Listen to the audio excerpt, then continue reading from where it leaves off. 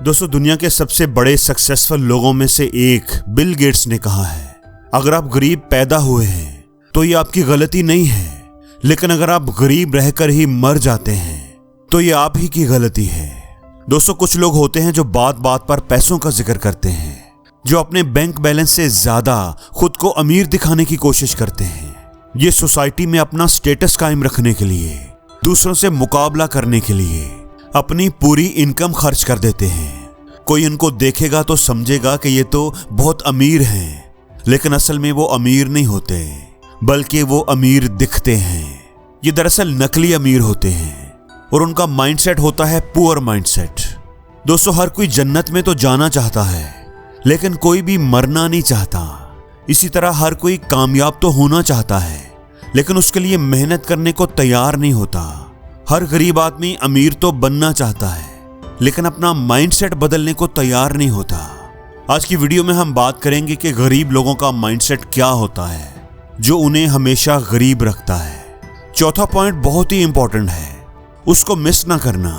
एक गरीब और अमीर आदमी की जहनियत में सबसे पहला फर्क ये होता है कि अमीर माइंडसेट वाले के पास जब पैसे आते हैं तो वो सबसे पहले अपने लिए ऐसे असासे बनाने की कोशिश करते हैं जो उन्हें हर महीने मजीद पैसे ला कर दें, और उसके बाद वो अपने आरामो आसाइश की चीजें खरीदते हैं। लेकिन गरीब माइंडसेट वाले लोग पैसे आते ही सबसे पहले दिखावा करने के लिए, खुद को अमीर दिखाने के लिए गैर जरूरी चीजें खरीदना शुरू कर देते हैं। महंगा मोबाइल, बड़ी गाड़ी, नए कपड़े, और फिर उसके बाद उनके पास इतने पैसे बचते ही नहीं कि वो किसी अच्छी जगह पर सरमायाकारी कर सकें, और न ही उनका ध्यान इस बात की तरफ जाता है। उनका पैसा उनके लिए मजीद पैसा नहीं बनाता, बल्कि वो खर्च होकर खत्म हो जाता है। मैं आपको एक रियल लाइफ एग्जाम्पल देता हूँ। किसी जमाने में हमारे दो पड़ोसी थे, एक का नाम था मोहसिन और दूसरे का मुनीब। मोहसिन के पास 2 मंजिला बड़ा सा मकान था। वो उस पूरे इलाके में सबसे खूबसूरत मकान था। उस मकान को बनाने में मोहसिन के वालिद ने अपनी पूरी जिंदगी की कमाई लगा दी थी। उनका एक करियाना स्टोर था जिसे अब मोहसिन ही चलाता था। दूसरी तरफ मुनीब का एक छोटा सा मकान था। उसने अपना एक छोटा सा बिजनेस शुरू किया हुआ था। वो अपने बिजनेस को कामयाब करने के लिए खूब मेहनत करता था। दोनों की जिंदगी सही चल रही थी, लेकिन एक प्रॉब्लम तब हुई जब मुनीब ने छोटी सी गाड़ी खरीद ली, क्योंकि उसे अपनी प्रोडक्ट्स दूसरे शहरों में लेकर जाना होती थी और पब्लिक ट्रांसपोर्ट उसे काफी महंगी पड़ती थी, काफी टाइम जाया होता था। अब मोहसिन जब भी मुनीब के घर के सामने खड़ी गाड़ी को देखता या जब भी उसे गाड़ी में कहीं जाते देखता तो उसके तन बदन में जैसे आग लग जाती। उसे हमेशा से ही यही लगता था कि वो मुनीब से कहीं ज्यादा अमीर है। उसे लगता था कि मुनीब ने सिर्फ दिखावे के लिए ये गाड़ी खरीदी है। फिर क्या हुआ, एक दिन वो शहर गया और एक बड़ी सी मुनीब से ज्यादा महंगी गाड़ी खरीद लाया, जिसकी असल में उसे कोई जरूरत नहीं थी, लेकिन बस वो मुनीब से ज्यादा अमीर दिखना चाहता था। उसके पास जो थोड़ी बहुत सेविंग थी उसकी उसने डाउन पेमेंट कर दी और बाकी का लोन करवा दिया। 5-6 महीने तो जोश जोश में मजे से कट गए, लेकिन उसके बाद ही मोहसिन को ये एहसास हुआ कि पूरे महीने मेहनत करके जितना वो कमाता है वो घर के खर्चे और कार की किस्त में उड़ जाता है, और बाज़ दफ़ा तो किस्त को भरने के लिए उसे उधार पैसे भी लेने पड़ते हैं, जिससे कर्ज का बोझ बढ़ता ही जा रहा था। अब वो परेशान और फ्रस्ट्रेट रहने लग पड़ा और उसका असर उसके काम पर भी होने लगा। 1 साल पहुंचते पहुंचते वो इतना परेशान हो गया कि उसे वो कार बेचनी पड़ गई। दोस्तों, गरीब माइंडसेट वाले लोग अमूमन ऐसी ही गलतियां करते हैं। उनकी तनख्वाह तो 1.5 लाख होती है, लेकिन नए मॉडल का आईफोन खरीद लेंगे। जितनी जरूरत है उससे कहीं बड़ी गाड़ी कर्ज पर ले लेंगे, महंगे ब्रांडेड कपड़े खरीदेंगे, महंगे जूते खरीदेंगे। उनका फोकस अमीर बनने से ज्यादा अमीर दिखने पर होता है। वो अपने पैसे को काम पर नहीं लगाते, बल्कि उसे खर्च करते हैं, और यही वजह है कि उनके पास जितना मर्जी पैसा आ जाए वो एक दिन फिर से गरीब हो जाएंगे।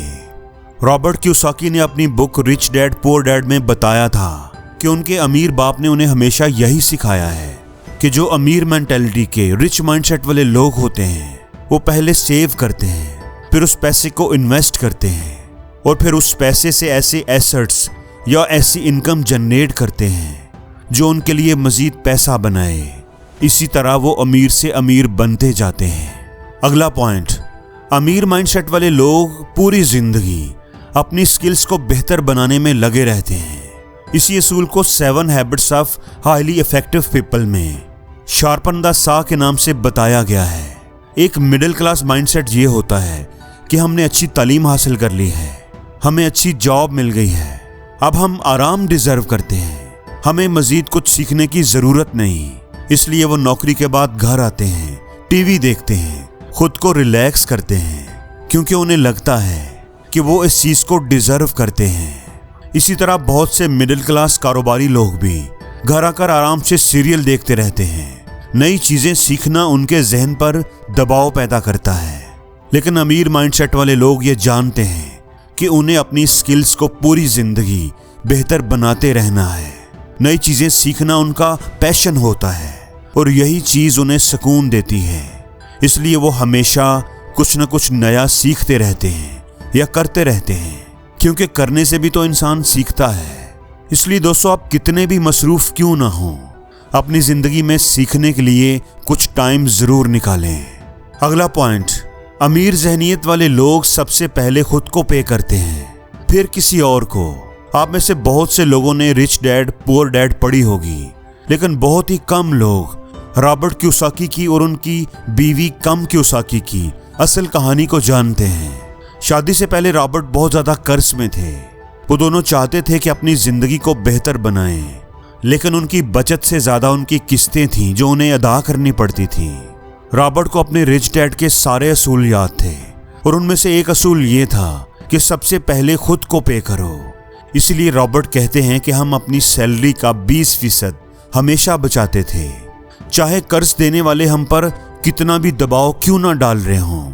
वो इस दबाव को बतौर मोटिवेशन इस्तेमाल करते थे और अजाफी काम करके किस्तों के लिए पैसे इकट्ठे करते रहते, क्योंकि वो जानते थे कि अगर वो पहले दूसरों को पैसे देते रहेंगे तो अपने लिए कुछ भी नहीं बचा पाएंगे, कभी भी अमीर नहीं बन पाएंगे।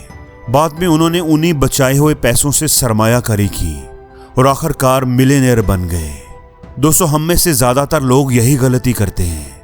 हम सोचते हैं कि पहले हम सारा कर्ज अदा करेंगे और फिर सेविंग शुरू करेंगे, या सैलरी में से जो बच जाएगा उसे सेव करेंगे।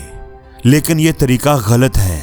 अगर हम सेविंग को खर्च करने के बाद रखेंगे तो कभी भी सेव नहीं कर पाएंगे। इसलिए वॉरेन बफेट भी कहते हैं, पहले पैसे सेव करो और बाकी खर्चे बाद में करो। इसलिए तुम्हारी जितनी भी सैलरी है उस सैलरी का कम से कम 20% सेव करो। सैलरी मिलते ही सबसे पहले अपनी सेविंग करो, जितनी भी तुमने तय की है, और फिर बाकी जो बचे उसमें से खर्च करो। अब जाहिर है सिर्फ सेविंग तुम्हें अमीर नहीं बनाएगी, लेकिन ये अमीरी की तरफ पहला कदम जरूर है। सेव करने के बाद तुम्हें उन पैसों की इन्वेस्टमेंट भी करनी होगी। दोस्तों, अगला पॉइंट है आउटसोर्स करना। ज्यादातर लोगों की जब नौकरी लगती है तो उनका माइंडसेट ये होता है कि भाई अब तो जिंदगी सेट हो गई है, जिसका इनडायरेक्ट मतलब ये होता है कि अब मैं मजीद ग्रो नहीं करना चाहता। क्योंकि अगर हम नौकरी में लगे रहेंगे तो हमारी सैलरी सिर्फ इंक्रीमेंट और प्रमोशन के जरिए ही बढ़ेगी, वो भी एक महदूद अंदाजे के मुताबिक। एक तरीके से उसका रिजल्ट क्या होगा, हमारा माइंडसेट पैसा बचाओ वाला बन जाएगा। हम हर चीज में पैसे बचाने की कोशिश करेंगे। बिजली का बिल कैसे कम हो, खाने में पैसे कैसे बचें, पानी का बिल कैसे कम हो, और अपनी पूरी जिंदगी हम इसी स्किल को बेहतर बनाने में लगे रहेंगे। लेकिन अमीर माइंडसेट वाले लोग जानते हैं कि उनके पास सिर्फ 24 घंटे हैं, यानी एक लिमिटेड टाइम, और उनकी एनर्जी भी लिमिटेड है। वो अकेले बहुत ज्यादा काम नहीं कर सकते। वो ये बात समझ जाते हैं कि अगर उन्हें ज्यादा पैसा कमाना है, ज्यादा तरक्की करनी है, तो उन्हें दूसरे लोगों की मदद लेनी पड़ेगी। इसलिए वो अपने काम दूसरे लोगों में डिवाइड कर देते हैं और खुद सिर्फ उन स्किल्स पर काम करते हैं जो नायाब और कीमती हों, ताकि वो ज्यादा तरक्की कर सकें। इसलिए अगर आप भी जिंदगी में आगे बढ़ना चाहते हैं तो कभी अकेले काम मत करें। अकेले आप कितना काम कर लेंगे, अपने साथ लोगों को अटैच करें, उनसे काम करवाएं, अपने कामों को आउटसोर्स करें। आपके काम में ग्रोथ आएगी और आप दूसरों से जल्दी आगे निकल जाएंगे।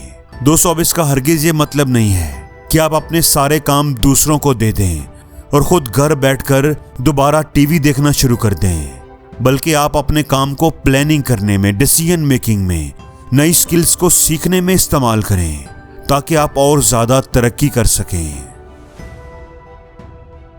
और जिंदगी में हर रोज कुछ नया सीखो, नया सोचो, नया करो, लर्न करो।